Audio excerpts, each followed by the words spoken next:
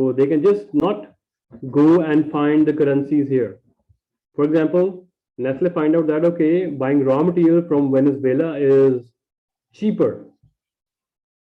But they go to, from the internet, they find out the order, but the Venezuelan person, he needs only Venezuelan pesos, local currency, their local currency. But Nestle want to find out, they want to have 10 billion Venezuelan pesos. How they can find out that? Plus, this is not widely acceptable. So its rate is going to go up and down crazily. So they need to go to the forward contract. And remember, bid-ask spread is wider for less liquid currencies, lower for highly liquid currencies. So they can also use forward contract for unrecognized currency or less liquid currencies. All right. The third one, may negotiate an offsetting trade if an MNC enters into forward sale and a forward purchase with the same bank. So we'll see some examples here, but just to give you a taste, what do we mean by offsetting trade? Since we are doing forward contract and it's an obligation. So for example, you buy forward contract.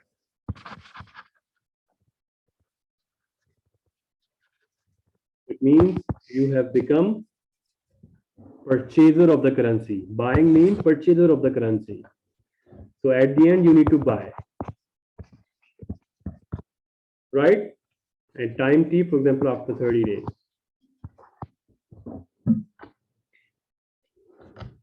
And this is 0. At 0 point, you enter into a contract for 30 days that you will buy a currency. But after 15 days, you realize that, okay, we made a bad deal or our deal is not honored. So this contract is different than your actual contract. Your actual contract is importing goods and services from other country. So when you want to, place import order, you place goods order to be imported. In order to minimize your or hedge your exchange risk, you go to the bank and do a contract. But if after 15 days, at this point, 15 days, now you realize that, okay, all right, let's say 10 days. 10 days, you received an email from the company, production facility, that they cannot fulfill your orders in 30 days, or maybe they strike over there or something happened, they're canceling the order.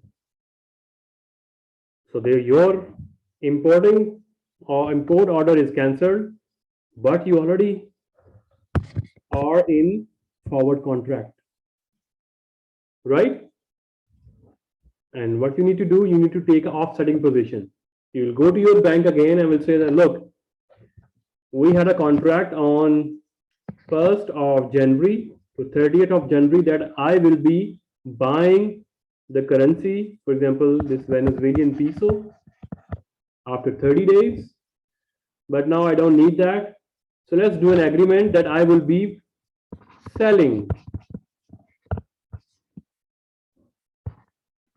Venezuelan peso. But how much is the time left? 20 days. So you negotiate another agreement with the same bank or with other bank as well, so that you nullify the order here. For example, 1 billion peso. So at the 30 days, maybe you have same bank or other bank. Let's have a same bank, for example, Northwest Bank. So at 30 days, you will buy Venezuelan peso and you will sell Venezuelan peso to the same bank. And of course, there are going to be different forward rate in those two agreements. They are different. These are different. The difference is your profit and loss you need to pay. Rather buying 1 billion pesos and then sell the same bank the same 1 billion pesos, your but and you have very less situation here because you are buying and then you're selling. But if the same bank doesn't agree, you go to some other person or other northwest, or you are selling to champions, champion forex traders, right?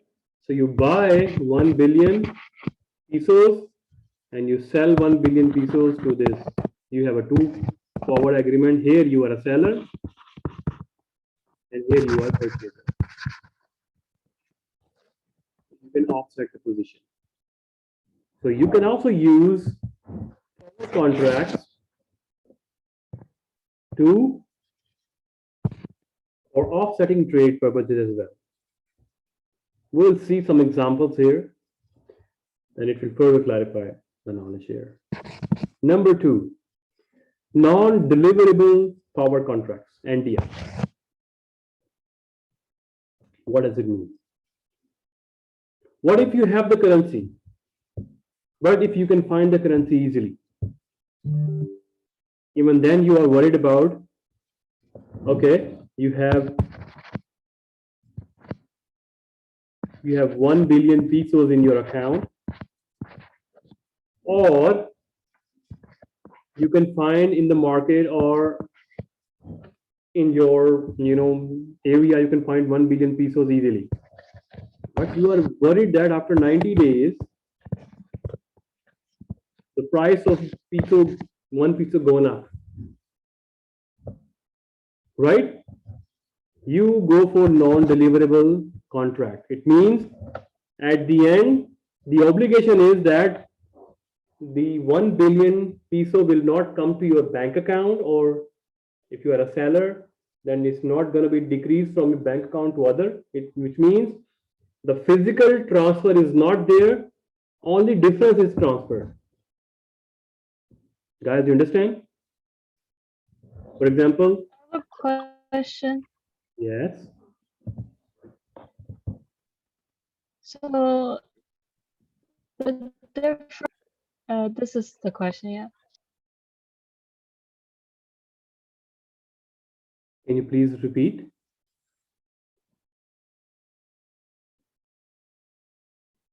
Tiffany, can you hear me? Yes, So what is the question? I didn't get it. the difference of the NDF, is it paid in a second currency? Okay, wait. The difference between all these with non-deliverable is that in all these, at the end of the contract, currency is going to be physically transferred to your account. All right, because this is contract, or contract means obligation. If you are buying our contract, it means the seller will transfer 1 billion peso to your bank account. But if it is NDF, for example, rate is 1 peso is equal to $0.0005, right? 1 peso, right? So he will send 1 billion peso at the rate of this to your account. But non-deliverable peso is that they will not send 1 billion peso in your account. They will see the spot rate in the market. So at this point, at 90 days, what is the spot rate? For example, spot rate is 0.006. So they will take a difference. Difference is 0.0001. All right. So in this case, you are purchasing the currency and seller is selling the currency at this month. So you would say to the seller, okay, I want to buy at this, right? The seller will say that, okay, if I sell my pesos in the market, it will be sell at 0.0006. And if I sell you at 0.005, so the loss and profit going to be shared to you. So in this case, you will be given 0.001 multiplied by 1 billion. So in this case, this currency will become a reference currency. So we'll see, we will take individually the valuation of all these one by one. If you don't understand at the moment right now, don't worry about that. We will be talking about extensively in our coming slides. Okay, because in NDF, you do not physically transfer the currency to the account. It means there is no settlement at the end. Let's see the definition here. The NDF can be used for emerging market currencies. So those currencies which are not readily available, where no currency delivery take place at the settlement. Currency is not delivered at the, even though we are in a contract. Contract means obligation. If one party is buying, other party is supplying or selling. Must is there. Otherwise, there's going to be a breach of contract and you can be sued. So where no currency delivery take place at the settlement, instead one party makes the payment to the other party, and that is in balance. So the difference is transfer. That's it. Profit and loss. So normally these are also going to be used for speculating and for hedging purposes. We'll see. Let's talk about first the hedging, this purpose.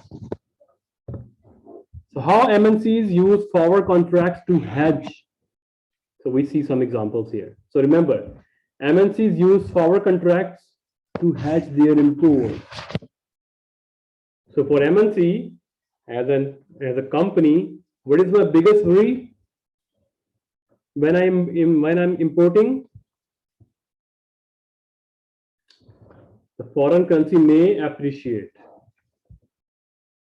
All right, my biggest worry is foreign currency may appreciate. So I will be going into forward contract to purchase the forward contracts. Buy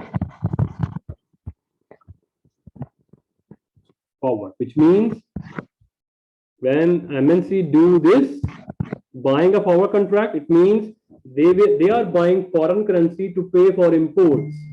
All right, it means they are hedging, reducing their risk of what? Risk of imports. That maybe imports cost maybe rises, so they lock down the rate. So let's do the example so that it further clarify your knowledge here. So we have Ters Incorporation, which is MNC based in Chicago, US, and that they will be needing 1 million Singaporean dollars in 90 days to purchase Singaporean imports. So they have an agreement. US, Singapore, from Singaporean firm, they said we need Singaporean dollar. So after 90 days, right? This is US, they deal in dollars. So after 90 days, they would be converting their dollar into Singaporean dollars, right? And they will be delivering them goods during this process. So what is the worry of this US investor?